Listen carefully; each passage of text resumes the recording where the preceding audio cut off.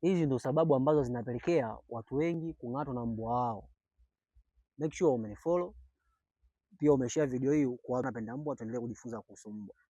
Sababu ya kwanza, kumuonea mbwa wako. Yaani mbwa unamuonea, unamnyanyasa sana. Yaani unamchukulia ni mbwa ni kama mdudu au mnyama, yaani na sio kumfanya kama awe sehemu ya familia.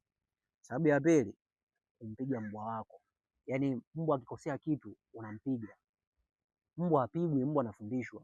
Unakuta mbwa amekosea kitu kidogo, maybe labda amekula kuku, badala ya kumchukua mbwa kumpeleka kwa mwalimu amfundishe, wewe unampiga. Sababu nyingine, kumlazimisha mbwa afanye kitu ambacho wewe hujamzoesha.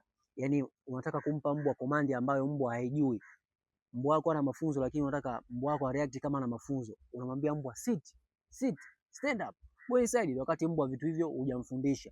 Sasa mbwa unavyomlazimisha hivyo vitu, alafu yeye hivyo vitu hujawahi kumfundisha, alafu unaanza kumpiga. Hiyo pia ni sababu mojawapo ambayo inachangia watu wengi kung'atwa na mbwa wao. Sababu nyingine ni kutokuwa na ukaribu mzuri na mbwa wako. Unajua kabisa wewe unafuga mbwa wa ulinzi, lakini huyo mbwa hautaki kuwa na ukaribu naye. Alafu pia unakuta mbwa, yani mbwa ni wa ulinzi lakini hajazoea watoto wa nyumbani, amemzoea mtu mmoja tu. Sasa kuna siku huyo mtu ambaye amemzoea huyo mbwa ambaye anampa chakula, siku asipokuwepo, au watu wengine lazima watapata shida.